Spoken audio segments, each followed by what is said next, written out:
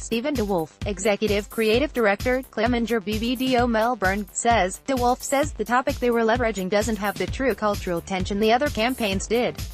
What has always made me uncomfortable, in a good way, about the MLA spots, is their brevity in highlighting uncomfortable truths about Australian society. Executions aside, they've created great conversation and debate, important in the journey to overcoming prejudice, biases and difference. No mean feat for any brand. Does this year's spot continue that legacy? For me it doesn't. It does, however, maintain the production quality and finish we've come to expect. It even continues on tradition of leveraging the topicality of the moment. Only problem is the topic they were leveraging doesn't have the true cultural tension the other campaigns did. Enter Tourism New Zealand and some quick-witted rebuttal to give this campaign a little bit of attitude in a way only true Kiwis can. Rating, 6/10. Simon Brock, creative director at Prejudice, says. Brock says, the controversy feels contrived. Unifying people over lamb is a tried and tested strategy that's probably more relevant this year than ever before. We all know the spiel. Politics are divisive. Generation gaps run deep. Filter bubbles insulate us and exclude them. Past iterations of MLA's Australia Day Lamb have skewered those tensions, cranked the temperature and given them a proper roasting, sparking the kind of cultural catharsis that wins hearts and minds, and awards. But this one's a different story. This time the tension feels manufactured. The controversy feels contrived. There are some excellent gags in there, and the notion of trying to fix Australia by adopting New Zealand is fun, but it's missing that Fenheim that made past campaigns so evocative. Rating, 6/10. Brand, Uber Eats agency, special group The Verdict, a solid campaign which was both tactical and refreshing. DeWolf says, Uber Eats was the clear standout during the sponsorship noise of this year's Australia Open, smart and seamlessly integrated into the programming. For me personally, once I'd seen one, the rest became fairly expected. Very tactical and in the moment. I'm not sure the campaign lives beyond its place in an ad break on television, but that's not a bad thing. It's just refreshing to see single-minded, smart use of the media channel.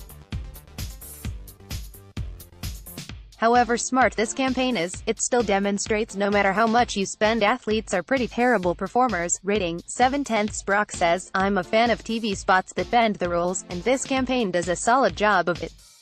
By cleverly contextualizing Uber Eats' celeb-powered Tonight I'll Be Eating platform and embedding the brand into the action, these spots were certain to attract eyeballs and attention spans. That may have come at the expense of upsetting a few die-hard tennis fans, but you can't order an omelet without cracking a few eggs. I'm sure we'll be seeing more of these event-aligned integrations over the next year as more brands try to eke all the value they can get out of their sponsorships.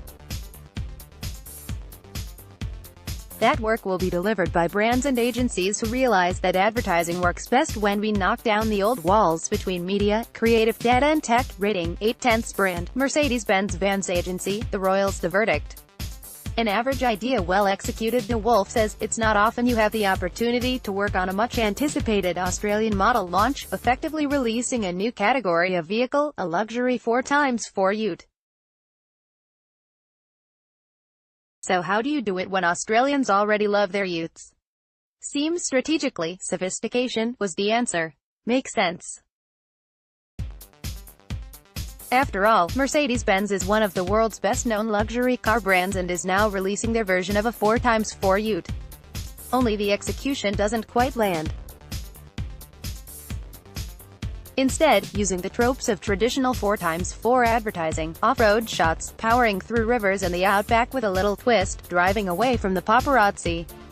I think the paparazzi is an attempt at suggesting sophistication and luxury. Only thing is, I'm not sure how many potential buyers would make the link. If you're not going to move away from the traditional 4x4 V6 ute imagery, it seems strange the design, tech and luxurious features that set it apart from the others in a saturated market don't make an appearance in the spot. Perhaps what separates the Mercedes-Benz ute from the others is showcased in other media channels, but one thing that does elevate it a little from the rest is the lovely production quality to the film. Rating, 5/10. Brock says, my first question with A category-busting vehicle like this is who is it made for? I'm surprised we never get a hint of the person behind the wheel or the lifestyle the X-Class 5/6 is designed to deliver, which feels like a missed opportunity. The other obvious question, why deliberately associate a Mercedes with a paparazzi chase?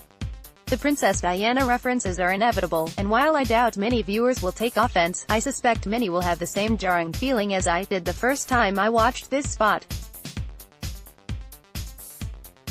It's not a good enough idea to be worth risk. An average idea, well executed. Rating, 6/10 brand, Kia agency, in Ocean Worldwide. The verdict, an ad that had potential but communicates nothing. De Wolf says, if the ambition of this campaign is to reflect the drive and attitude of the all-new Kia Sorento GT, the audience might be left thinking it's an upbeat, fun-for-all car that's just a little bit childish. The use of Rafael Nadal only reinforcing that outtake for me. The end line, "Get mean," suggests otherwise.